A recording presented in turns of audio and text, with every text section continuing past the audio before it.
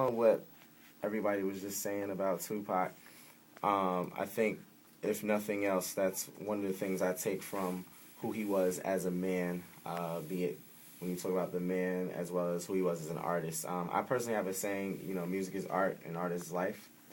And I think he really lived that. So when we talk about the dynamic of subject matter he talked on, throughout the course of his music career, it's important to understand that he was really riding the line or trying to find that line between and that balance between the good and bad and just putting it out for the world to see. And I really respect that. I really feel like just in general when you talk about where music is, especially now, day and age, there's a lack of balance. So I think that's what Tupac really aspired to do. And,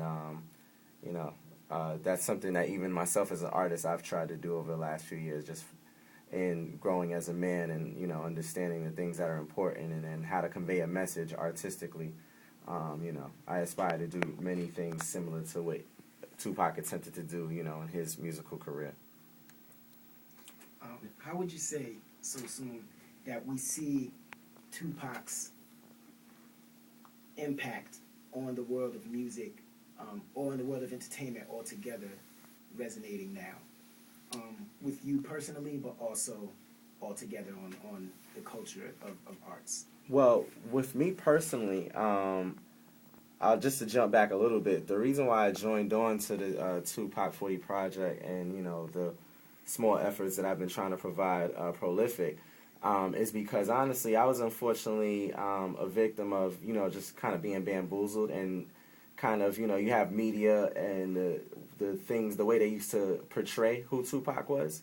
And I was unfortunately caught in that where I really saw a lot of the negative, unfortunately, versus the positive. And it wasn't until, I met Prolific in our early college years and, kind of simultaneously with being in, student organizations in college that I really got the education on who he really was as a man and as an artist. And so now this project, Fast Forward, is giving me an opportunity to really educate myself about who he was. Like, I'm old enough to, and mature enough to get a better gist of it from an outsider's perspective, but without having really fully studied it. But I think this project is now allowing me to really study some of those things that I missed.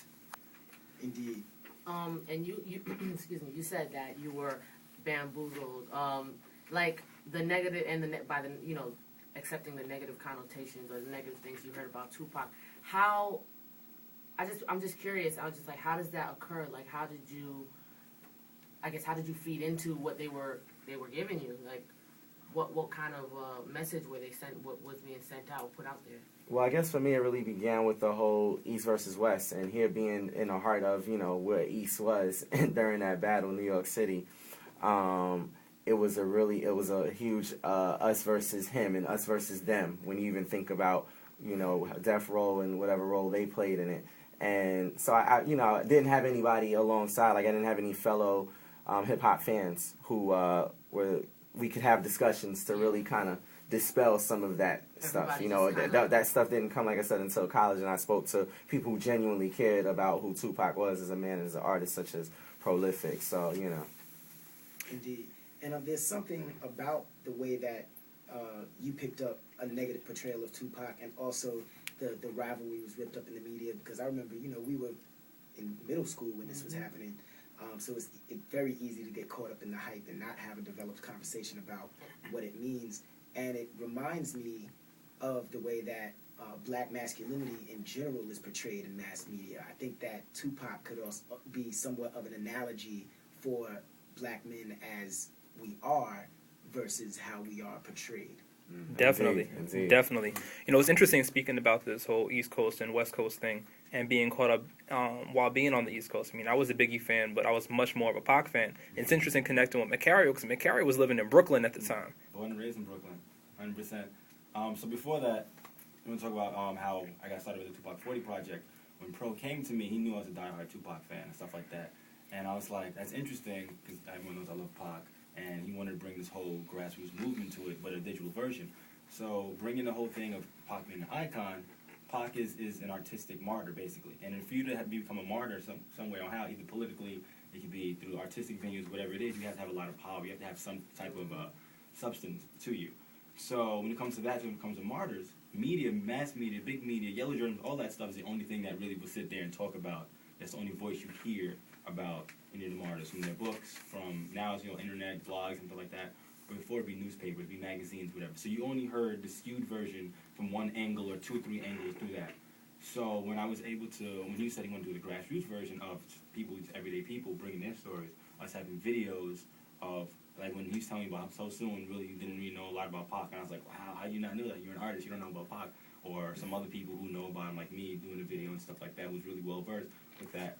And just also adding to what Keish was saying earlier, I wanted to jump in when, for me with Pac, it was really big because he was a living, he was like an organic paradox with just being a human being a black male.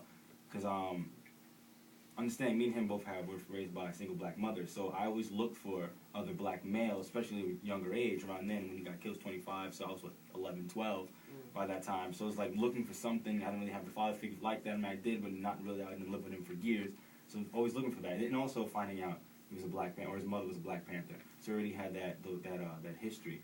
He already had that pedigree of, he knows that you're a black male, our black communities, we can actually do stuff and uprise against all the other crap we're going with. And he was just always a complicated person. Like we were saying, I think you said it earlier, he had a lot of different things about him. He had a lot of different levels about him and stuff, like different shades to him and stuff. It wasn't just one thing. And like piggybacking off what you